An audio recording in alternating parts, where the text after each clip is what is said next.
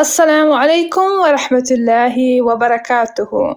ربي اشرح لي صدري ويسر لي أمري واحلل عقدة من لساني يفقه قولي. الكبر تکبر په ځان باندې ویاړ، په ځان باندې فخر او د تکبر لپاره د غرور لفظ هم راځي. او دا تکبر خپله څه معنا؟ یعنی ځان لوی ګڼل چې زه خو نو خورا لوی یم. او غرور څه معنا؟ یعنی فریب، دوکه. اوس نو دلته سوال پیدا کیږي چې دا تکبر او غرور ولې سره یو ځای سوي دي؟ د دوی ترمنځ څه اړیکه ده؟ متکبر او مغرور یو رقم انسان یې. دا ځکه چې هغه انسان چې تکبر کوي هغه په اصل کې د یو فریب شکار یې، ځکه چې په حقیقت کې خو لوی یوازې الله دی. هغه انسان چې غواړي لوی جوړ سي نو هغه د حقیقت انکار کوي. تکبر الله ته هم یې، یعنی دا چې د حق اعتراف ونه کې. او تکبر د بندگانو په مقابل کې هم یې، دا چې نور بندگان خو ډیر سپک او حقیر دي. تکبر د بل په نزد باندې ځان ډیر ښه ګڼلو احساس دی. دا دنیا چې الله سبحانه وتعالی د امتحان لپاره جوړه کړې ده، نو د دې له خاطر د الله د فیصلو سره سم بعضې خلکو ته په بعضې خلکو باندې لوړه درجه ورکړې ده. او دغه نعمتونو د دنیایي نعمتونو د لحاظه هم دي او د دین د اعتبار سره هم. بعضې وخت یو انسان تر دا بل انسان پورې ډیر دولت لري، ډیر مال لري، یا هم دا چې جسمانی توانایي لري، یا دا چې کم مقام او رتبه لري، یا هم علم. یعنی که د هر اعتبار څخه یو انسان د بل څخه بالا کېدی سي، او دا د الله پریکړه ده. او د دې حکمت څه دی؟ ځکه چې دا د انسان امتحان دی چې انسان وازمول سي چې هغه چې دا نعمتونه لاسته راوړي په دې څه کوي. انسان په زیاتره وخت سره دا هیروي چې ماته چې څه لاسته راغلي دي دا هغه الله ماته راکړي دي. بعضې وخت انسانان د دې غلط فهمي شکار یې چې کوم څه چې د ده سره دي دا نو د ده خپل کمال دی، یا هم د ده د ډیر زحمت نتیجه ده. حال دا چې دا الله ورکړي دي هغه ته، که څه هم د هغه څه کوشش په هغې کې شامل هم یې، نو بیا هم د هغه کوشش تر شا د الله ورکړی توفیق دی. دا الله و چې هغه اسباب یې برابر کړه. که الله هغه اسباب نکي درته پیدا، توفیق در نکي، نو بیا د انسانانو کوششونه هیڅ اهمیت نه لري. دلته مخکې اول آیت راځي، المؤمن آیت 14. الله سبحانه وتعالی فرمایل بېشک هغه کسان چې تن باندې تکبر کوي، ځان لوی ګڼي، او دا چې ځان ته ډیر خاص شی وایي، او دا چې ضد او غرور کوي، او د الله د عبادت څخه مخ اړوي، او هغه ته ځان نه ښکته کوي، هغه ته دعا نه کوي، نو د هغوی نتیجه به څه وي؟ نو هغوی به ضرور او ضرور خوار کیږي او جهنم ته به داخلیږي.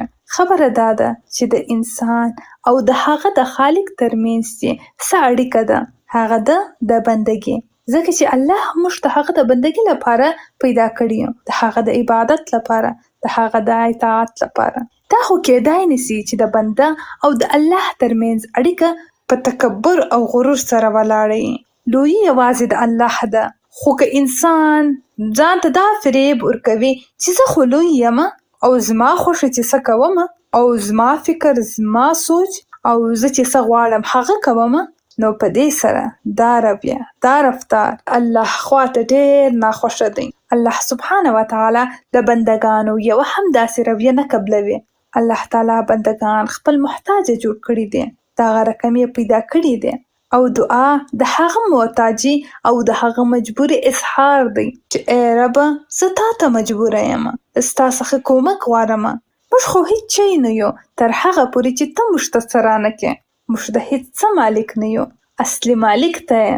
خو کله چې کوم بنده د دې حقیقت اعتراف ونه کړي، اظهار یې ونه کړي، ښکاره یې نه کړي، او د الله مخ ته خپل دا ضرورت پیش نه کړي، د هغه څخه ونه غواړي، او دغه رقم خپل د کمزوري اعتراف ونه کړي، تر هغه وخته پورې نو بیا دا تعلق او اړیکه پیدا کېدای نسي. د دعا نه کولو مطلب څه دی؟ د سر نه ښکته کولو مطلب څه دی؟ چې زه الله ته ضرورت نه لرم. حال دا چې انسان خپل د یوه نفس لپاره له الله ته احتیاج دی. خو څوک چې دا حقیقت هیر کړي، هغه په اصل کې ځان ته دوکه او فریب ورکړی دی، او هغه د حقیقت خلاف کار کوي. عاجزي په اصل کې څه ده؟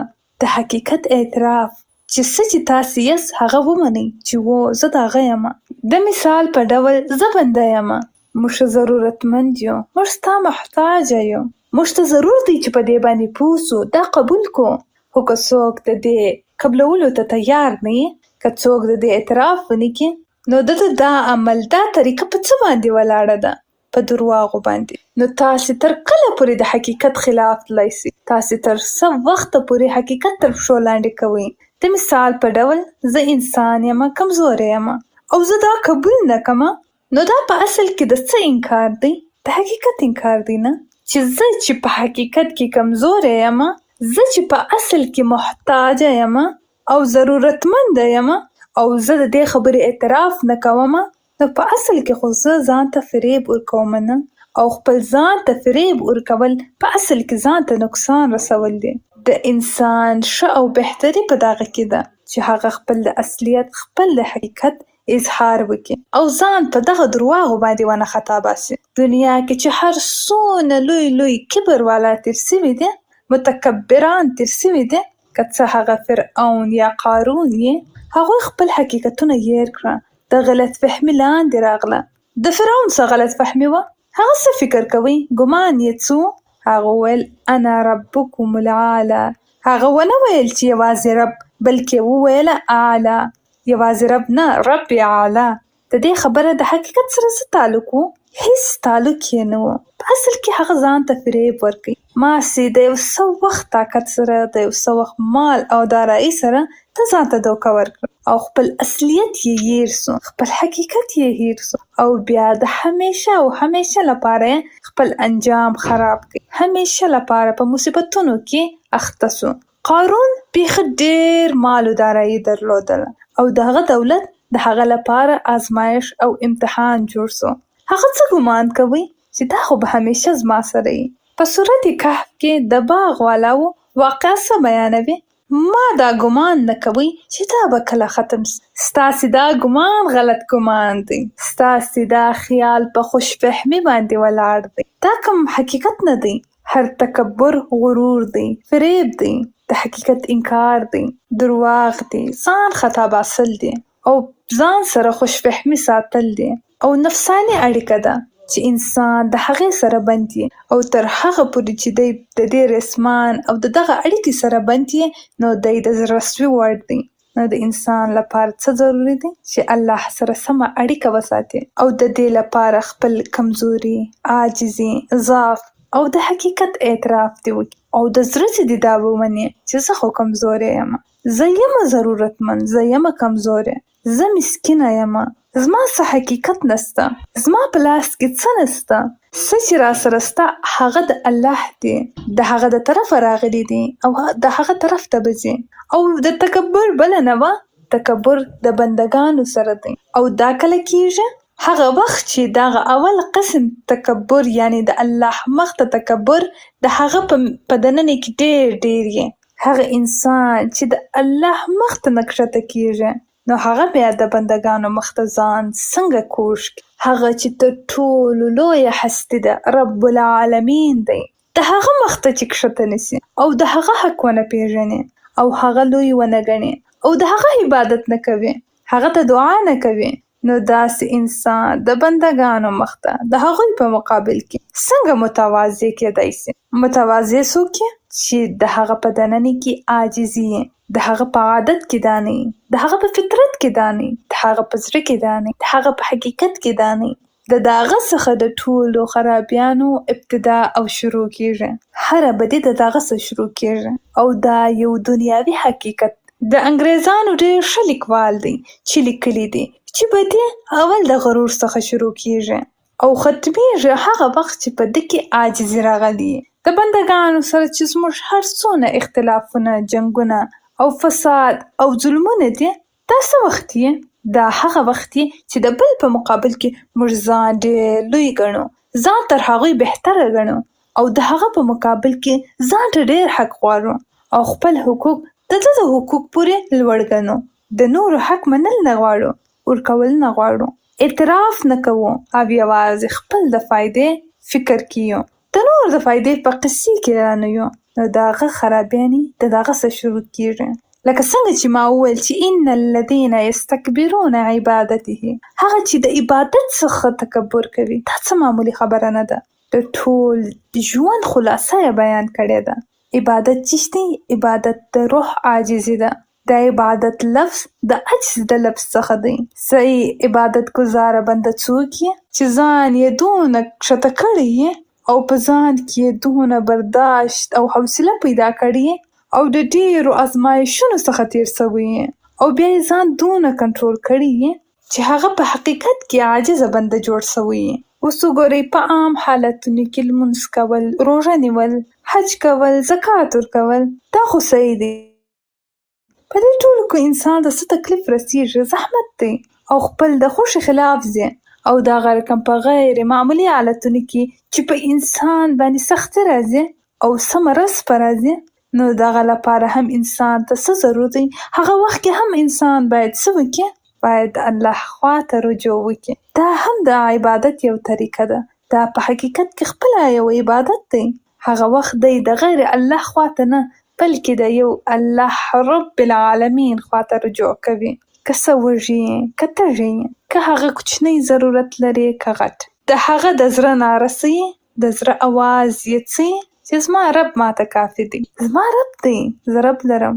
دا په اصل کې د بنده هغه تعلق دی چې په حقیقت کې باید په هغه کې که څه هغه د روحاني په ډول د عبادت په شکل کې، که څه هغه د ژبې د ذکر په ډول یا که څه هم هغه د زړه یو احساس، او دا په اصل کې احساس دی چې د انسان د ژبې څخه الفاظ په جوړېدو سره وځي او د هغه په عمل کې عاجزي پیدا کوي او بیا د هغه لپاره عبادت څه سخت کار نه جوړېږي.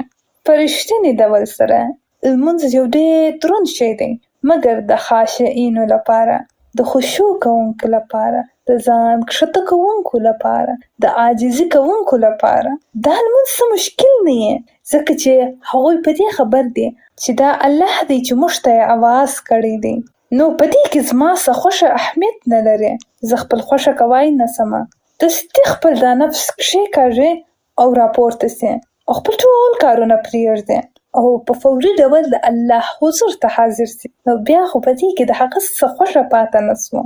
او تکبر په اصل کې د څه نوم دی؟ د خپلې خوښې کار کولو، که څه هغه د الله په مقابل کې یا که څه د بندو په مقابل کې. او تاسې وګورئ، په عمومي ډول جنګونه د کوم ځای شروع کېږي؟ فساد د کومه ځای شروع کېږي؟ هغه وخت چې انسان خپل د خوښې کار شروع کړي، خپل د خوښې کار په بل باندې تحمیل کړي چې څه چې زه سوچ کوم، څه چې زه غواړم او زه چې څه چې کتل غواړم، نو بس ټول شان دې هغه رقم سي. او که هغه دا رقم نه سوه، نو بیا تاسې وګورئ چې انسان د اخلاق تر کومې درجې پورې لاندې کېږي. د انسان حالت هیڅ وخت په عادي حالت کې نه معلومیږي. څه وخت معلومیږي؟ چې کله د هغه د خوښې د خلاف څه کار وسي. بیا وګورئ د هغه رویه به څه وي، د هغه رفتار به څه وي. د مثال په ډول د عام ژوند څخه یو مثال راوړئ، د خپل کور والاو څخه، دوستانو سره، قریبانو څخه، او دا چې تاسې د هغو سره معامله کوئ، نو څه کېږي؟ کله چې ناخوښه کار یې د مثال په ډول کوچني یو شی راپورته کوي او ستاسې د خوښې خلاف یو بل ځای یې کښېږدوئ، نو بیا به تاسې څه کار وکړئ؟ ستاسې به څه رویه یې؟ قهر، غصه. ولې دا غصه درته راځي؟ ځکه چې ستا د خوښې په خلاف کار وسونه او په هغې کې عکس العمل سونه یې. په کوچني کوچني شیانو کې ځان پیژندل شروع کړئ. د کوم د باندې شخص سره ښه رفتار کول، خوشامدي یې کول، او دا چې ډېر احترام ورته کول، ورته خندل، ښه مزاج کارول، او دا چې ځان ډېر ورته عاجزه او مسکینه کې، دا په اصل کې عاجزي نه ده، دا عاجزي نه ده، دا تواضع نه ده، دا هغه شیان نه دي چې موږ بحث په کوو. دا په اصل کې څه ده؟ موقع پرستي. د ځان څخه لوی درته معلوم سو، نو ځان عاجزه کړه. که کوچنی درته معلوم سو، په کیسې کې مه کېږه. نو دا خو د اخلاق معیار نه دی. نبی کریم صلی الله علیه وسلم خپل د ځان سره کښتو خلکو سره څنګه راکړه ورکړه کوله؟ د لویو لویو غلطیانو کوونکو سره د الله سبحانه وتعالی د رسول څه رویه وه؟ د بیګانه‌ګانو سره د هغه رویه څه وه؟ نو دا ځکه چې هغه د اخلاق په لوړترینه درجه کې و. نو حقیقت دا دی چې تکبر او د ځان لوی ګڼلو احساس او د خپل خوښې کار کولو لوی خواهش دا ټول خرابې او د فساد ریښه ده. او الله سبحانه وتعالی ارشاد دی چې څوک په غرور کې راسي او زما د عبادت څخه مخ واړوي هغه به ضرور خوار کیږي او جهنم ته به داخليږي. ولې دا ذلیل او خوار لفظ دلته په خاص ډول استعمال کړی دی د تکبر په معامله کې؟ ځکه چې هغوی غواړي لوی سي، الله به هغوی ښکته کړي، کوچني به یې کړي. د قیامت د ورځې عذاب یوازې عذاب نه دی، رسوایي ده. او د قیامت عذاب رسوایي ده. د دنیا کې که تاسې د یو چا مخ ته خوار سي، ښکته سي، که تر پښو لاندې سي، یو وخت مو داسې احساس کړی دی؟ خپل د ژوند تجربې را په یاد کړئ. دلته یو مېرمنې خپل تجربه موږ سره شریکه کړې ده چې وایي زه جومات ته تلم او د زینو څخه راولوېدم په داسې حال کې چې زه حملداره هم وم. ما ته خو څه تاوان رابه نه رسېدی، خو زه ډېره وشرمېدلم لکه تر پښو چې لاندې سومه. خوښ خو نه سومه، خو د شرمندګۍ د لاسه مې ډېر وژړل. نو خبره دا ده انسان چې تر پښو لاندې سي د خوږېدو څخه نه ژاړي بلکې د شرمندګۍ څخه ژاړي.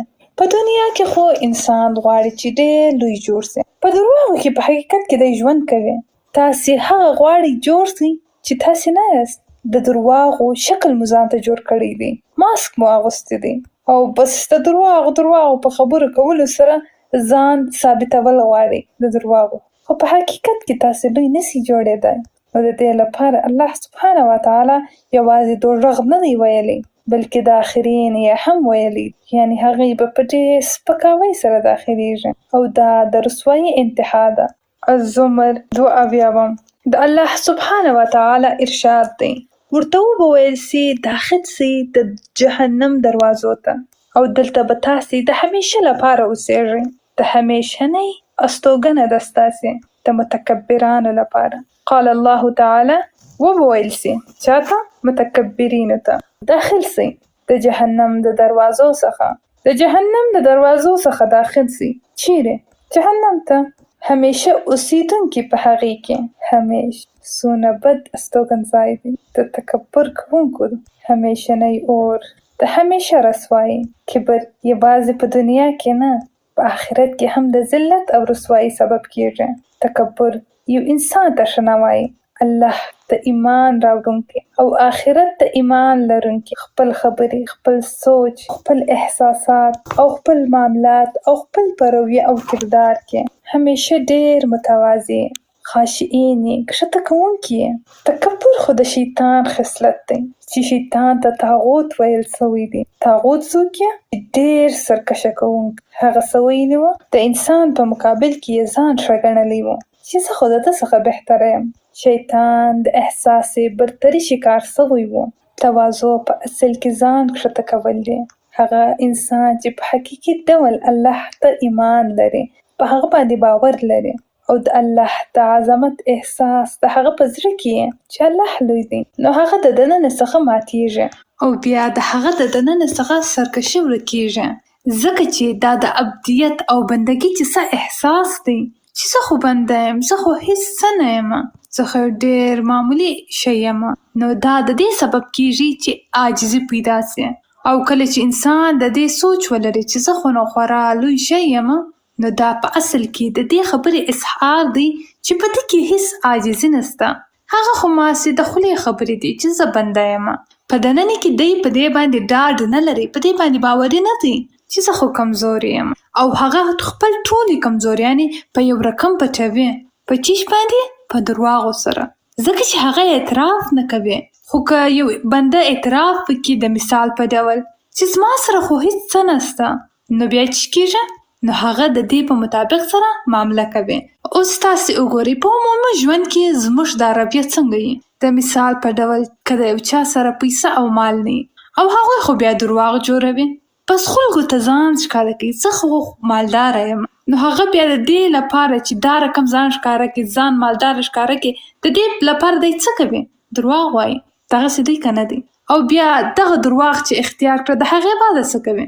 د هغه په خبرو کې، د هغه په عمل کې، په دې ټولو کې درواغ یو ځای کېږي او په دې رقم چې دی پوه سي چې زه خو درواغ وایم نو په دننه کې په احساس کمتري باندې مبتلا کېږي نو بیا هغه یو داسې کارونه کوي چې یو د مسلمان سره ښه نه وایي نو دا متکبر شخص چې دی هغه په اصل کې هغه نه دی چې دی یې ښکاره کوي او د دې څخه بیا چیش پیدا کېږي منافقت دا ځکه چې خپله یو شی دی او ځان بل شی ښکاره کوي او دغه رقم دا که د مال په معاملې کې که د علم په معاملې کې بعضې وخت دغه رقم انسان علم نه لري جاهل یې یا دا چې په پوره ډول علم نه لري خو هغه نه غواړي چې د دې اعتراف وکړي مني یې نه نو بیا څه کېږي دی څه کوي غلط بیاني کوي یو څه فکر وکړي هغه د ځان د عالم ښکاره کولو لپاره او د هوښیار ښکاره کېدو لپاره هغه کم کارونه کوي نور ته دوکه ورکوي نه فریب ورکوي او داسې یو شکل داسې یو عمل اختیار کوي چې نور په دې باندې خطا وځي دی ځان دا ښکار کوي چې زما سره خو ډېر څه دی حال دا چې هغه په اصل کې خالي د مثال په ډول یو انسان دی معمولي شکل او صورت یې دی خو اوس هغه دا نه ښکاره کوي هغه غواړي چې نورو ته بل شی ورښکاره کړي نو بیا هغه څه کوي په ځان باندې پوښ اغوندي دغه رقم ځینې داسې انسانان چې د لغتنامې څخه یو دوه لغاتونه زده کړي او بیا په غټو مجلسونو کې کښېني او خلک به خطا باسي او بیا خلک وایي دا انسان خو خورا علم لري بعضې وخت د علم معامله که هم دی د کالو معامله یا که هر څه یې هغه فریب ورکوي بعضې وخت د مثال په ډول په دا زیوراتو کې آرټیفیشل یا هم کم اصل شیان اغوندي او په زورو یې تېروي یا هم بعضې وخت ځینې خلک یې ټول عمر د پیسو خبره کوي په اصل کې شی نه یې ورسره خو بس ځان ښکاره کوي دا فریب دا دوکه سو یعنې داسې وایي چې زما سره خورا ډېر شیان او ټولې خبرې یې بس پیسه او پیسه ده دلته یو چا خپل کیسه زموږ سره شریکه کړې ده چې وایي یوه کیسه ده چې د هغې نوم د نکلس دی یعنې امیل یا ګردن بند چې وایي یوه ښځه چې هغې ډېر د تیارولو شوق لري او د خاوند چې څه کار یې وظیفه یې هغه یو ډېر عادي کار لري نو ټول عمر ګیله کوي چې زه څونه ښایسته یم او زما واده د چا سره اوس او زما واده خو چیرې کېدی سوی زه خو بس دلته بنده سومه نو هغه یو ورځ یو کارت راوړي نه چې یو ځای ځو د هغه ځای کارت یې راوړي چې راځه ځو دا ځای ته هغه نو ډېر خوشحال وه چې الله چیش کالي واغوندم زما سره خو هېڅ کالي نسته نو هغې پیسې برابرې کړه کالي یې واخیستله اوس نو حیرانه ده چې دا زیورات به څنګه کمه څه به واغوندمه نو چا ورته ویل ستا چې هغه خانه دوسته ده د هغې څه یې قرض کړه نو هغې ورته وویل څه چې هر څه غواړې بیا غواړه نو دا ښځې خپل د دوستې یو د الماسو امیل واخیستی نو خیر دغه و چې مېلمستیا ته ولاړه مستیانې وکړه ساتیري وکړه ساعتونه یې تېر سوه خو په کور ته په راتلو سره دا امیل ورک سو نو ډېر یې پسې وکتل دا ځای کې وکتل ها ځای کې وکتل خو نه سوای پیدا کولی نو هغې یو بل قرض کړي په ډېر ګران قیمت سره یې رانیوی خاوند بیچاره یې مجبوره سو چې 3 څلور کارونه شروع کړي وظیفې یعنې نو دوی په دا 5 کالو کې وکولای سو چې د دې امیل پیسې برابرې کړي نو دغه ښځې هغه خپله دوسته یو ورځ په پارک کې ولیدله او ویې پیژندله د 5 سختو کلونو وروسته د دې ټول هغه ښایست لري و دا ډېره زړه سوې وه خوارې پر تېره سوې وه ټول عمر یې په پیسو ټولولو تېر سو نو دې ویل زه پیسې برابرې 2 کلونه تېر سوه اوس به زه د خپلې دوستې ته د هغې حادثې په باره کې ووایم نو دې ورته ویل په یاد دې تا چې خپل امیل ماته راکړی و هغه زما څخه ورک سو نو زه مجبوره سوم چې تا ته د دې په ځای بل رانیسم نو هغه دوست یې ورته ویل ښه تا هغه په اصلي امیل باندې بدل کړي هغې ورته ویل نو هغې دوست یې ورته ویله زما د خو نقلي و نو خبره دا ده د قیامت په ورځ چې څوک راپورته کېږي هغه به خپل د حقیقت سره راپورته کېږي دا موږ ټولو چې ځانونو داسې نقلي جوړ کړي دي په ځان باندې به ماسکونه اغوستي دي او دا چې ځان درواغ خلکو ته ښکاره کول غواړو او څه چې په حقیقت کې دي نه نو د قیامت اوله مرحله اول وخت کې حقیقتونه ګرځه راوځي ټولې پردې به ایسته سي او انسان به هغه چې د هغه عمل دی چې د هغه حقیقت او اصلیت دی خو دا فریب ورکول دوکه ورکول د څونو ورځو لپاره دی ولې موږ ټول سره یو ځای اعتراف ونکړو د هغه شي اعتراف چې په حقیقت کې موږ یو، خو دا یوازې هغه وخت کېدای سي چې کله موږ ځان بنده وګڼو، چې زه خو بنده یم. یا ایها الناس انتم الفقراء الى الله والله هو الغني الحمید. تعریفونه خو یوازې د هغه لپاره دي، او په دغه ناروغي او مریضي باندې انسان څه وخت اخته کیږي، د مشهورېدو شوق، د خپل صفت شوق، او د نورو په مقابل کې د ځان لوړولو شوق، ځان د بهتر ګڼلو شوق، او بیا انسان په داسې شانو کې هم صفت غواړي چې هغه وکړي، که څه هم هغه کوچنی او کوچنی په کوچني کارونو کې سترګې خلکو ته اړوي چې د خلکو خوښ څه کوي، او بیا هغه کار نه کوي چې په حقیقت کې باید هغه وکړي. هغه په هغه کارونو باندې اخته کیږي او ټول مال او طاقت په هغه باندې لګوي، په هغه کارو باندې مصرفوي چې په حقیقت کې هغه ته هیڅ فایده نه رسوي، او بیا انسان هغه کار نه کوي چې په دنیا او آخرت کې د او نورو ته په رښتیني ډول فایده ورسوي. د هغه ټول د انرژي او طاقت په ډېر بې ځایه کارونو او ځایونو کې مصرفیږي. داسې انسان ځان ته بازي ورکوي، ځان ته دوکه ورکوي او نور هم خطا باسي. یو ځای یو شی بل ځای بل د تضاد شکار کیږي تر هغه وخته پورې چې موږ د حقیقت اعتراف ونکړو او موږ رښتیني نسو چې څه یو او هغه ښکاره نه کړو چې په حقیقت کې موږ یو. تر هغه وخته پورې هیڅ څه نسي کېدای. د دې لپاره هر انسان ته ضرورت دی چې خپل په ګریبان کې وګوري، خپل ځان ته دې وګوري چې هغه غواړي څه. یو انسان چې کله په دې ناروغۍ باندې اخته سي، نو هغه بیا په هغه شیانو باندې هم تعریفونه و صفتونه غواړي چې په هغه کې دي، او هغه چې په هغه کې دي هم نه. هغه د بل چا د کار کریډټ هم ځان ته غوښتل غواړي. هغه غواړي یو چپکي او ځان راپورته کړي. هغه په هغه ټولو شیانو باندې سترګې لګوي چې د هغه دینه، او هغه ټول هغه شیان هیروي چې د بل حق دی. د بل د حق په وخت کې خو ډېر خبرې کوي، داسې دی بهانې جوړوي، خو چې خپل د حق وخت یې راورسیږي او خپل د فایدې او خپل د مفاد لپاره بیا څه کوي؟ ډېر شیر کیږي، اسد جوړیږي. نورو ته هغه نه خوښوي چې ځان ته یې خوښوي، خپل او د نورو په منځ کې فرق کوي. نو راځئ په موږ کې هر یو راځي چې د خپل جایزه واخلو، خپلو حساب وکړو. زما ګرانو خویندو، په اصل کې چې دا د انسانانو په لاسونو کې یا هم د هغوی سره چې هر څه دی هغه د الله د طرفه دی، د هغه اصلي مالک الله سبحانه وتعالی دی، او دا چې د انسانانو سره سسته د دې تقسیم هم الله سبحانه وتعالی کړی دی، او دا تقسیم هم د الله سبحانه وتعالی په عجیبه حکمت باندې سوی دی. چاته یې مال ډېر په لاس ورکړی دی، چاته یې هم مال لږ ورکړی دی، او په دې کې داسې کسان هم شته چې د هغوی ته یې هیڅ مال نه دی ورکړی.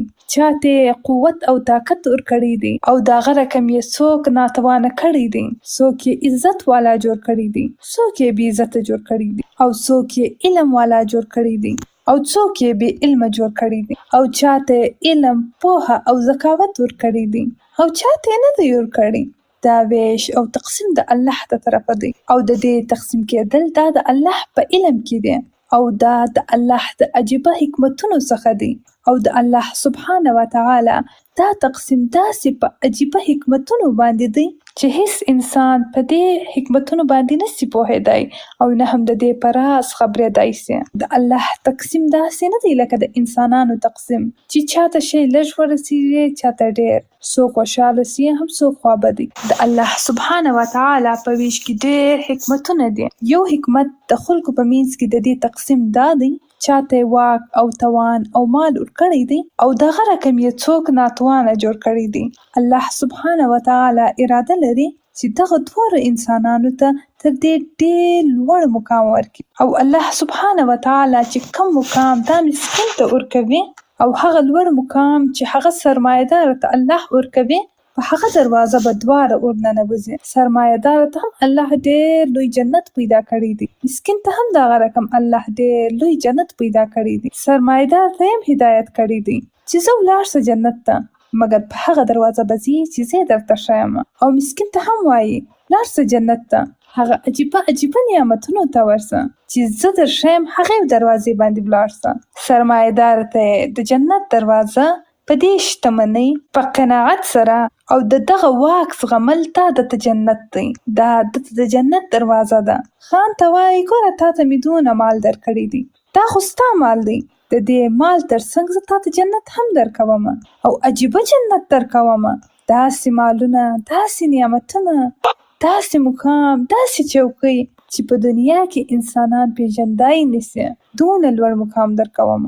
دا دنیا کې چې مې دونه پیسې درکړې دي، تا ته وایم ای خانه، ای شتمنۍ والا چې ښه پیسې مې درکړې دي، ښه قوت مې درکړی دی، مقام مې درکړی دی، موټر مې درکړی دی، واک مې درکړی دی، عجیبه عجیبه نعمتونه مې درکړي دي. ای زما بنده دا خو ډېر لږ دی، ته راشه زما خواته نور به هم درکمه. دا نعمتونه به څه وخت دي؟ دا به زه تا ته څه وخت درکم؟ ای شتمنۍ والا، ای خانه، ای پیسه داره، دغه نعمتونه اول وزغمه. اول کار دا وکړه او بل دا چې د الله په لارې کې استعمال کړه، بیا دا وکړه او بیا دا چې د الله په دغه نعمتونو باندې شکر وباسه. بس د دې وروسته به هغه ډېر لوی نعمت دی چې تا ته به درکول کېږي. نو هم د دنیا وګټل هم د آخرت. الله نعمتونه خو ډېر دي، دنیا دې هم در آبادوي او آخرت دې هم در آبادوي. یوازې او یوازې ته د الله هدایت ومنه. په دنیا کې به داسې مالونه درکړي چې خلک به درته حیرانه پاتې چې دا سړي یا دا ښځې دا د کومه کړه. تا ګوره دا فلانکی انسان څنګه عجیبه و عجیبه کورونه لري، څونه ډېر نعمتونه لري، د دې نو نوشي جان سي، خو په دې دې پوه سي چې د دې ترڅنګ نور نعمتونه هم سته. یوازې دغه درې کاره وکړئ. مال چې یې درکړی دی کبر مه کوه، ویې زغمه. دا ومنه چې دا چا درکړی دی؟ د الله سبحانه وتعالی درکړی دی. دا زما څه کمال نه دی، کمالونه الله درکړي دي. نو ته بیا څه وایې؟ زه خو عادي انسان یم لکه هغه پلانکی سړی، هغه یې نه لري، زه هم داسې انسان یم، هغه هم داسې انسان دی، دغه دوې سترګې یوه پازو یوه خوله لري، خو زه یې لرم هغه یې نه لري. نو دا خو زما کمال نه سو، دا خو د الله کمال دی چې دا دونه مالونه یې ما ته راکړي دي. نو چې ستا کمال نه دی ته به وایې زه یو عاجزه کنه ساده انسان یم، ناتوانه یم، الله دی چې دا نعمتونه راکړي دي. نو هر مسکین چې درته ودرېږي ته تر هغه ځان لوړ نه بولې، دی هم داسې انسان دی، هم داسې انسانه یم.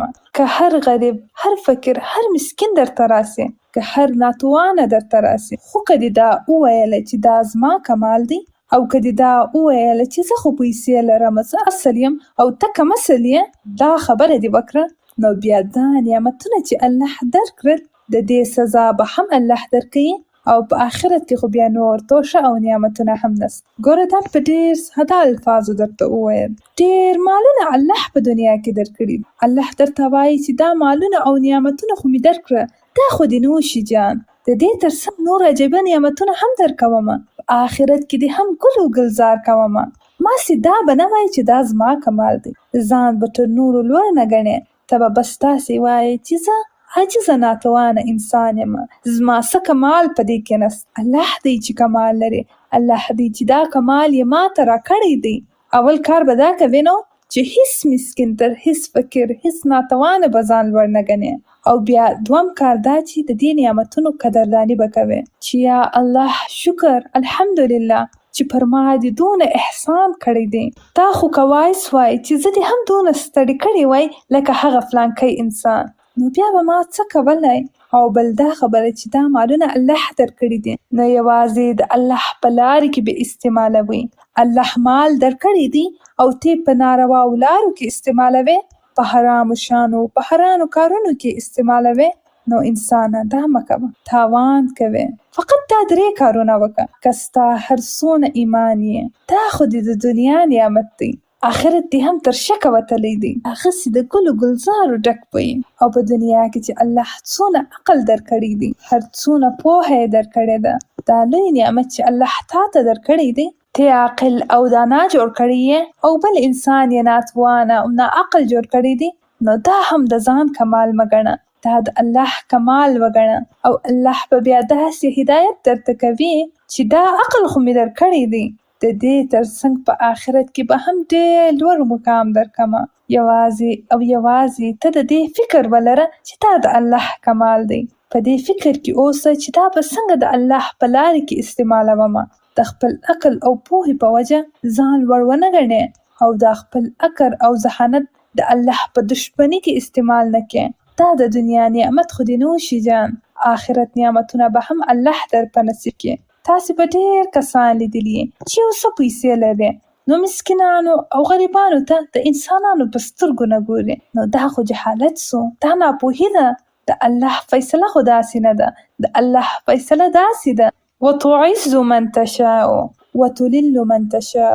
الله عزت هغه چاته ورکوي چې غواړي ورته، او ذلیل هغه ګرځوي چې چاته یې خوښه سي. تا ته الله دا پیسې درکړي، دا عزت یې درکړی دی، دا ستا کمال نه دی، دا د الله کمال دی.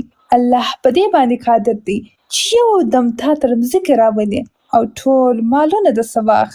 بعضې خلکو ته چې څه چوکۍ په لاس ورغلي او څه مقام چې په لاس ورغلي، نو نور خلک انسانان نه ګڼي چې ګوره زه او دی زه څونه لوړ مقام والا یم. یا ټول انسانان یو رقم دي، الله ته یو شان دي. چاته چې عزت ورکړی دی هغه هم د الله بنده دی، او چاته چې ذلت ورکړی دی هغه هم د الله بنده دی. چاته چې مال ورکړی دی هغه هم د الله بنده دی، او چاته چې مال نه دی ورکړی هغه هم د الله بنده دی. دا مې درته وویل چې مسکین، غریب، ناتوان، فقیر، که کم عقل یې، که جاهل یې، دا ټول انسانان الله داسې ګرځولي دي. او چاته چې مال الله ورکړی دی، چوکۍ، قوت او پیسې ورکړی ده، عقل او علم یې ورکړی دی، نو الله دی چې دا ورکړي دي، او د دې په تعقیب کې نور نعمتونه به هم ورکړي. خو که دغه پوهانو، دا سرمایه دارانو، دا چوکۍ والا، دا پیسو والا، دوی دا خپل حال وزغمي، کبر یې ونه کړي، پر نور یې ځانونه لوړ ونه ګڼل، او دا کمالونه یې خپل کمالونه ونه ګڼل، او د الله په لارې کې استعمال کړه، نو دا نعمتونه خو سته وسته، خو د دې تر شا نور ډېر نعمتونه هم سته. او کم غریبان، مسکینان، د امتیازات څخه خلاص کسان، هغوی ته الله دا خطاب کوي چې ای زما بنده، ما تا ته مال نه دی درکړی، ستا ورور ته مې ورکړی دی. ای زما بنده شی واوره، د دې بدله به زه تا ته خامخا درکومه. ته چې مال نه لرې او ستا ورور مال لري، ته مایوسه کېږه مه، ته بې صبري مه کوه، ته پر الله بدګمانه کېږه مه، ته ځان بد مه بوله. د دې بدله به الله فرمایي چې زه به یې خامخا درکومه، او د دې تر څنګ چې د دې بدله به درکومه، د دې سره سره به زه ډېر عجیبه نعمتونه درکمه. هغه سرمایه دار ته خو یې په دنیا کې نعمت ورکړی دی، دا بل ورور چې بې سرمایې دی، غریب دی، بېوسه دی، ناتوانه دی، د هغه سرمایه داره بدله الله به هغه ته په آخرت کې ورکړي. دا یو انسان پر بل څه لوړیت نه لري، د ته چې په دنیا کې مال ورکړی دی، دغه بدله به الله هغه بل ورور ته په آخرت کې ورکړي. خو دا خبره د مسکین او غریب په یاد ساتي چې غریب، مسکین ځان مایوسه کړي، بې صبري یې کول او د الله مخالفت وکړي، نو د دې امتیازو بدله به الله نه په دې دنیا نه په آخرت کې ورکړي. په دنیا کې به هم سخت تاواني او په آخرت کې به هم، او الله به جهنم ته واچوي. نو هغه ناتوانه، هغه بیچاره، هغه بې پیسه ته خو الله وعده ورکړی دی چې ای زما بنده، مایوسه کېږه مه، ته خپل صبر په دې حال وکړه، او یوازې ته الله اطاعت وکړه. ته چې په دې دنیا کې بې ماله الله به ضرور بدله درکړي، او د دې بدلې تر څنګ به ډېر غټ غټ نعمتونه تا ته درکړي. سرمایه دار او خان ته هم وایي، او غریب و مسکین ته هم وایي. ګورئ د الله سبحانه وتعالی څونه فضل دی. کله چې د اسلام دین ته داخل شوې، که غریب یې، د غربت تر شا هم ډېر غټ نعمت دی. که سرمایه دار یې، نو د سرمایې تر شا هم لوی لوی نعمت. که مقام والا یې، چوکۍ والا یې، قوت والا یې، د دې تر شا هم نور قوتونه سته، نور نعمتونه سته. که علم والا یې، نو د دې تر شا هم نور نعمتونه سته. که بې علمه یې، د دې تر شا هم نور نعمتونه سته. په یو حال کې خو به یې، نو یوازې دا خبره ده چې کوم کسان چې نعمت والا دي، پوهان دي، عالمان دي، پیسه داران دي، نو هغه به وایي چې دا زما کمال نه دی، زه خو هغه ناتوانه بې امتیازه بنده یم، زه او هغه جاهل او نادان شخص هیڅ فرق نه سره لرو. الله ما ته دا عزت را کړی دی او هغه ته نه دی ورکړی، نو چې ما ته دلته را کړی دی هغه ته په آخرت کې ورکوي. او الله چې ما ته دا نعمت را کړی دی او ما دا زغملی دی، کبر مې نه دی پکړی، شکر مې پر کړی دی، نو الله به ما ته د دې نعمتونو تر څنګ د آخرت نعمتونه هم را په نصیب. نو لو خبره دا ده چې الله چاته مال ورکړی دی، چاته قوت ورکړی دی او چاته امتیاز ورکړی دی، په هغوی به لازمه خبره دا ده چې الله او ځان دې وپېژنې. دا زما کمال دی که د رب. الله سبحانه وتعالی ډېر هدایتونه کړي دي. الله سبحانه وتعالی فرمایي وایي د آخرت دار د قیامت ورځ چې کله راسي او هلته جنتونه دي، هلته نعمتونه دي، هلته ستر امتیازونه دي، دا د هغه چا لپاره دي چې په هغوی کې علوه، کبر، لویي نه وي، په چا کې چې فساد، څوک چې ځان تر نورو لوړ نه ګڼي، نو دوی ته الله عز وجل د آخرت نعمتونه ورکوي. خو که په چا کې کبر یې او په چا کې لویي یې، نو الله سبحانه وتعالی به دا امتیازونه ورنکړي. الله سبحانه وتعالی فرمایي ولا تمشي في الارض طمحا. ای انسانه ته چې کله په مځکه باندې روان یې، مغرور په دې مځکه مه ځه. نه دا مځکه تا پیدا کړې ده، نه دا غرونه تا پیدا کړي، نه دې غرونه ریبلي دي، نه دې مځکه. ته عاجزه انسان یې. د الله چې څونه لوړ او ستر قدرت دی، او الله چې دا مځکه پیدا کړې ده، الله چې غرونه پیدا کړي دي، الله چې اسمانونه پیدا کړي دي، ته خو ډېر عاجزه انسان یې، ډېر عاجزه مخلوق یې. په مځکې باندې عاجز ولاړ شه. ته دا ووایه چې زه خو د الله یو ناتوانه بنده یم، عاجزه یم. هر څه د الله په قدرت کې، که هر څونه مغرور او واکمن باچا یې، په میلیونونو پوځونه ولري، د دنیا هر څونه قوتونه ولري، نو ډېر به دا غرور زور ورباندې وکړي. الله په دې باندې قادر دی چې په یوه دم دا ټول شیان ځینې واخلي، او دغه مغروره باچا به بیا په کوڅو کې لڅ پڅ ګرځي. کوچنیان او ماشومان به ډبرې پسې غورځوي، په لښتیانو او په مردارویو کې به لړلي. دا ستا عاجزي ده، ستا کمزوري ده، او الله په دې باندې قادر دی چې ستا په ماغزه کې یو کوچنی رشته درکښته کړي، او بیا به ته لکه لیونی په کوڅو کې ګرځې، او ستا هغه غټ پوځونه بیا به په تا پسې خندوي. هغه ستا لوی قومندانونه چې ته به پر نازېدلې، هغه به ناوړې در باندې توکي. نو ای انسان ته ډېر عاجزه یې. یو څوک راغی حضرت محمد مصطفی صلی الله علیه وسلم ته، یو کافر و چې دا په روایت کې راغلی دی چې حضرت محمد مصطفی د الله د نعمتونو او حکمتونو ذکرونه ورته کوله چې ای انسان ته ډېر عاجزه یې، ته قدرت نه لرې، طاقت نه لرې. په دې مځکې کې الله اوبه پیدا کړي دي، او که دغه اوبه الله کښته کړې او د دې مځکې رګونه یې وچ کړه، ای انسانه نو دا اوبه به بیا ته د کومه کې؟ ته به بیا د کومې خوا سره راوړې؟ هغه ګمراه کافر ورته وایي، هغه بدبخته کافر ورته وایي زه به بیل او کلنګ راواخلم او څاه به نوره ژوره کړمه، برمه به پسې ژوره کړمه، اخر به یې څومره ژوره کړم چې اوبو ته به یې ورسومه، او بیا دا رقم به زه اوبه پیدا کړمه. الله تبارک وتعالی په دغه شپه باندې دا سړی ړوند کړي. یې پیغمبر صلی الله علیه وسلم ته وحی وکړې چې ته دغه انسان ته ووایه چې د الله سبحانه وتعالی چینې خو په مختلفو ځایو کې اوس الله ستا د سترګو چینې در وچې کړې، ورسه کلنګ او بیلچه پسې راواخله، دا مځکه پسې وکنده او خپلې نورې چینې پیدا کړې. نو سهار هغه کس راغی او د ژړا او مایوسیت بغیر یې هېڅ څه په وس نه وه پوره. انسان دونه عاجزه دی، دونه ستر قدرت دی د رب. نو که انسان خپل حال ومني، فقط کم ضعف چې لري هغه ومني، بیا به هېڅکله د ده لپاره تاوانونه نه وي. خو که د خپل حالت څخه یو قدم لوړ کښېښودی، لکه په دا اوس وخت بعضې کسان چې یو څو پیسې پیدا کړي، نو ځان داسې لوړ ورته معلومیږي چې وایي دا نور خلک خو بیخي انسانان نه دي، یوازې انسانیت خو پر ما راچاپېره دی. چاته سپکې خبرې کوي، چاته پیغورونه ورکوي، او د چا نومونه په سپکو کلمو سره اخلي. دا ولې؟ ځکه چې الله دوی ته مال نه دی ورکړی. بېشکه د داسې کسانو ځای به جهنم وي، او د دغه سړي لپاره د آخرت په امتیازاتو کې هیڅ امتیاز نشته، او دا به جهنمي وي. حضرت لقمان چې به کله خپل زوی ته وصیتونه کول، حضرت لقمان چې دی ډېر ستر مقام والا تېر شوی دی. بعضې علما د دې عقیده لري چې دی نبي هم و، بعضې وایي نبي نه و، ولی و.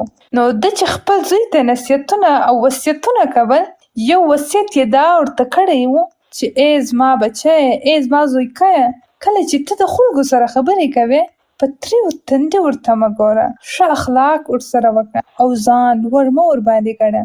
الله سبحانه وتعالی د ده خاص وصیتونه چې د خلکو ته کړي دي دا یې په قرآن کې راوستلي دي. او په یو روایت کې راځي، عبدالله ابن مسعود رضی الله تعالی عنه روایت کړی دی چې رسول اکرم صلی الله علیه وسلم فرمایي وایي هیڅ کله به هغه انسان جنت ته داخل نسی چې د هغه په زړه کې د یوې ذرې په اندازه کبر او لویي. صحابي پوښتنه وکړه چې یا رسول الله، موږ چې ښه کالي اغوندو، ښه جامې اغوندو، قیمتي جامې اغوندو، پاکې جامې اغوندو او ښې چپنې او ښه لنګوټې او دا ښه شیان استعمالوو، آیا دا هم کبر دی؟ رسول اکرم وفرمایل چې یا دا نه دی. ان الله جمیل یحب الجمال. الله ښکلی دی، د خلکو ښکلا خوښوي، مګر دا چې کبر دې ته ویل کیږي چې حق باطل وګڼې، نور ښکته او ځان لوړ وګڼې. ښه کالي واغونده، هر څونه که قیمتي، مګر په دې نیت بیا نه اغوندې چې زه تر نورو لوړ سم نو تر ما کښته، یا دا چې واغوندې او نورو ته په سپکه سترګه وګورې، دا جایزه نه دی. په بل روایت کې راځي وایي یو کس په چپه لاس ډوډۍ خوړل، نبی کریم صلی الله علیه وسلم ورته حکم وکړي کل بیمینک، په راسته لاس یې وخوره. هغه ورته ویل ما استطاع، نه سم خوړلی، وایي په راسته لاس ډوډۍ نه سم خوړلی. او دا سړي چې ورته وویل چې مستطاعتو، نو دا د کبر او لویي په وجه وکړه. نو نبی کریم صلی الله علیه وسلم ورته وویل لاستطاع، هیڅ کله طاقت پیدا نه کړي. دا د نبی کریم صلی الله علیه وسلم شرع وه. د کبر په مقابل کې د نبی کریم صلی الله علیه وسلم شرع.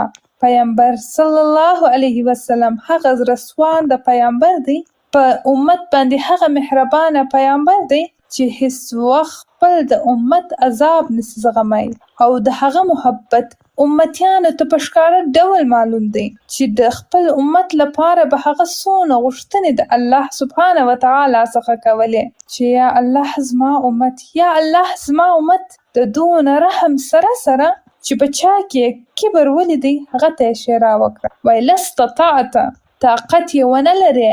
هغه راوي وایي تر ژوند تر اخره بیا لاس خولې ته ورنسوای وړلی.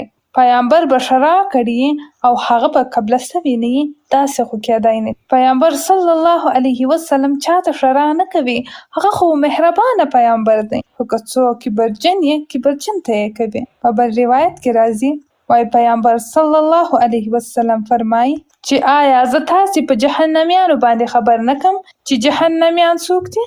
هر هغه سرکشه او هر هغه بخیل او هر هغه کبرجن جهنمی دی. سرکش، بخیل، متکبر، دا جهنمیان دي. او د دې پر رقم نو ډېر روایتونه هم راغلي دي چې نبی کریم صلی الله علیه وسلم کبر کوونکي او چا چې د کبر په وجه داسې جامې اغوستي، او څوک چې د کبر په وجه د خلکو سره څنګه رویه کوي او د هغه په زړه کې یوه ذره کبر او یوه ذره ځان تر نورو لوړ ګڼي او یوه ذره نور تر ځان سپک ګڼي، نو نبی کریم صلی الله علیه وسلم فرمایي هغه جنتي نه دی، هغه جنتي نه دی، هغه یقینا جهنمی دی. نو د نبی کریم صلی الله علیه وسلم محبت د امت سره، د نبی کریم صلی الله علیه وسلم رحم، د نبی کریم صلی الله علیه وسلم رښتینولي، په هغه کې خو هیڅ شک نسته.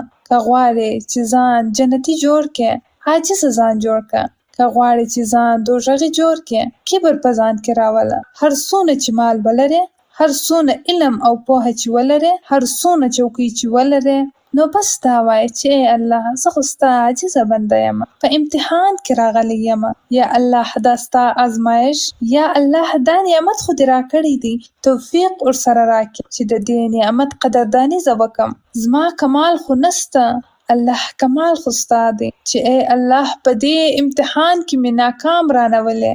ته به دا وایه، هر وخت به وایه چې بېشکه الله نعمت تا راکړی دی، که کوچنی دی که غټ دی، د دې فکر به در سره وي. که غریب درته راسي که کمالداره، نو ته به هغه ته دونه احترام ورکوې چې تر غني به لا ډېر ورته احترام کوې. او که مقام والا عاجزه تا ته راسي، کمزوري راسي، نو عزت یې وکړه.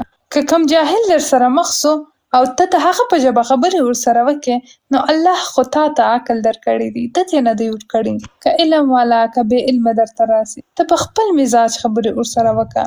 دی نه پوهېږي، الله خو تا ته امتیاز درکړی، تا ته امتیاز درکړی دی، هغه ته یې نه دی ورکړی. په هېڅ صورت کې به ځان تر نورو لوړ نه ګڼې، دا جایز کار نه دی. او که د یوه ذره ځان تر نورو لوړ وګڼې، نو دا کبر دی، او د کبر نتیجه یقینا جهنم. ډېر احادیث ته، نو د کمال خبره دا ده چې انسان خپل مقام وپېژني. د لقمان علیه السلام د نصیحتونو څخه یو نصیحت دا هم دی چې خپل زوی ته یې وصیت کړی دی چې خپل ځان وپېژنه او د خلکو مقام وپېژنه، چې خلک په کوم مقام کې دي او ته په کوم مقام. په یوه روایت کې راځي چې نبی کریم صلی الله علیه وسلم چې کله معراج ته تللی و، د معراج په سفر کې د الله سره ډېرې خبرې سوي. بعضې په قوي روایاتو سره ثابت دي، بعضې نه دي، خو یو روایت دی چې موضوع ښه په روښانه کېږي. الله سبحانه وتعالی د نبی کریم صلی الله علیه وسلم سره خبرې وکړې. ای زما حبیبه، ته چې کله دلته راغلې، نو دا ستا یو امتیاز دی چې الله تا ته درکړي. نو یو دوست چې د دوست کور ته وځي، یو تحفه وړي، تا ماته څه تحفه راوړې؟ نبی کریم صلی الله علیه وسلم په عجیبه امتحان کې واقع سو چې الله ته نو څه تحفه ورکړي. الله خو هر څه لري، نو تحفه خو څوک چاته داسې وړي چې هغه په خوشحاله سي. نو که څوک د انارو باغ لري او د سارا څخه راسي او انار ورته راوړي، نو دا خو هغه ته څه ګټه نه لري دونه، ځکه چې هغه خو در دې ښه انار لري. نو کله چې ته چاته یو شی وړې، داسې شی خو ورکړه چې هغه په خوشحاله سي. نو د الله په دربار کې خو د هیڅ چي کمي نه وه. نبی کریم صلی الله علیه وسلم حیرانه پاته سو چې الله ته په تحفه کې څه ورکړي. آخر الله سبحانه وتعالی ده ته لوړ مقام ورکړی و، ډېر علم یې ورکړی و. د نبی کریم صلی الله علیه وسلم علم تر ټولو بشریت لوړ و. نو نبی کریم صلی الله علیه وسلم په خپل علم د الله په قدرت سره داسې شی پیدا کړي چې نبی کریم صلی الله علیه وسلم درلود، الله نه درلود، داسې شی پیدا کړي. وای الله تحفه مې درته راوړې ده. نو الله خو علم لري فقط د انسانانو د پوهاوي لپاره. الله ورته وایي څه تحفه دې راوړې ده؟ نو هغه ورته ویل چې یا الله، ستا په دربار کې خو هر څه وه، ما خپل تحفه عاجزي درته راوړې ده. زه چې د مځکې څخه راغلم، عاجزي مې تر شا کړه راغلم. فقط ستا په دربار کې مې غاړه د عاجزي کښېښودله. ستا په دربار کې هر څه سته، فقط عجز نسته. دا خپله عاجزي مې تا ته راوړې ده او بس. نو الله سبحانه وتعالی ورته خطاب وکړ چې دا خو بهترینه تحفه ده، او هر چا چې ماته دا تحفه راوړه، زه یې به قبلومه او زه به د هغه غوښتنې منمه. او که څوک په ځان کې دا د عجز ماده راولي، د عجز ماده دا نه ده چې ته ځان ذلیل کړې، د عجز ماده دا نه ده چې ته ځان بې عزته کړې یا ذلیل یې کړه. فقط او فقط ځان په نورو لوړ نه ګڼل او نور تر ځان کښته نه بلل. دا نه دی عجز چې چاته الله سبحانه وتعالی ښه لباس ورکړي وي، ښه کالیګانې ورکړي وي، او دی ولاړ سي په خیرنو او پیرنو جامو باندې ننوځي او شکېدلې کالي واغوندي چې زه خو عاجزي کومه. دا عاجزي نه ده. الله چې کوم نعمتونه درکړي دي هغه استعمال کړه. ښه کالیګان واغونده، دا جایز دی. ښه خوراکونه وکړه، دا جایز دی. خو کله چې ته دا خوراکونه استعمالوې، دا به نه وایې چې زه خو لوړ یم، زه خو په دې دا خورم، پلانکی او فلانکی خو تر ما لاندې دي، هغه دا شان نسي خوړی. او دا چې الله تا ته نعمت درکړی دی او خوراکونه یې درکړي دي، او ته وایې چې یا زه دا نه خورم، زه عاجزي کوم، زه یو ساده شی خورم، نو دا نه ده عاجزي. عاجزي صرف دا ده چې ته خپل مقام وپېژنې، پر نورو ځان لوړ ونه بولې او نور تر ځان کښته ونه بولې. الله تبارک وتعالی تا ته علم درکړی دی. ته داسې مه کوه چې د علم بې قدري وکړې او په ځان کې داسې خصوصیات راولې چې هغه د بې علمو خلکو یې. دا عاجزي نه ده، بلکې عاجزي دا ده چې ته ځان پر نورو لوړ ونه بولې. نو په هر عرصه کې، هر اړخ، په هر بخش کې الله سبحانه وتعالی امتیاز ورکړی دی، چاته نه دی. که هغه کسبکار یې، مستري هم یې، او څوک ورته راسي چې دا زما موټر خراب دی، زما موټر سایکل خراب دی، نو دی په سپکه لهجه خبرې ورسره وکړي او ورته ووایي چې زه په دې کار خو ته نه پوهېږې، خبرې مه کوه. یا هم یو ډاکټر دی الله تبارک وتعالی کمال ورکړی دی، نعمت یې ورکړی دی او دی په ډېره سپکه لهجه خبرې ورسره کوي. دا کبر دی، دا د بل کس ټیټ ګڼل دی. دغه ډاکټر به د مریضان سره په هغه اصطلاح خبرې کوي چې دی په پوهېږي او په هغه اصطلاح به خبرې ورسره کوي څنګه چې د ده فکر دی، څونه چې د ده معلومات. ځینې ډېر داسې ډاکټران یې چې د بل سره په ډېر بده لهجه خبرې کوي، نو دا خو کبر دی. ما یو کیسه واورېدل چې ویل یې وایي زه ډاکټر ته ولاړمه. ما ورته وویل چې ډاکټر صاحب د څه څخه پرهیز وکړم؟ هغه راته وویل یو مرداري مه خوره، نور چې هر څه خورې ویې خوره. دا جواب یې راکړ. نو دا خو د ډاکټر بد اخلاقي ده، دا کبر دی، دا خو ځان په بل باندې لوړ ګڼل دی. چې ما ته یې وویل چې وایي مرداري مه خوره نور څه وخوره، نو دا خو د عقل والا خبر نه ده، دا خو د کمال خبره نه ده، دا خو د پوهې خبره نه ده. که ته ډاکټر یې، که ته انجینر یې، که ته مستري یې، که ته نجار یې، که ته دواخانه والا یې، که ته بنا یې، که ته سرمایه دار یې، که ته عالم یې، که ستا سره څه بل کمال دی، ته به د دې امتیاز په وجه هغه کسان ته په لاندې سترګه نه ګورې چې هغه دا شان نه لري، نو ته به ځان لوړ نه بولې. الله سبحانه وتعالی دې موږ او تاسې ته توفیق را په نصیب چې خپل ژوند د هر اړخ څخه دغه د کبر شی وباسو. یوازې او یوازې دا کمالات چې الله راکړي دي دا د ځان کمال نه بلکې د الله کمال وګڼو، نو الله سبحانه وتعالی به مو د جهنم څخه وساتي. کنې نو دا احادیث خو مو واورېدل، که د چا په زړه کې مثقال ذرة کبر موجود وي نو جنت ته به نه ننوځي. نبي کریم صلی الله علیه وسلم فرمایي لا يدخل الجنة من كان في قلبه مثقال ذرة من کبر.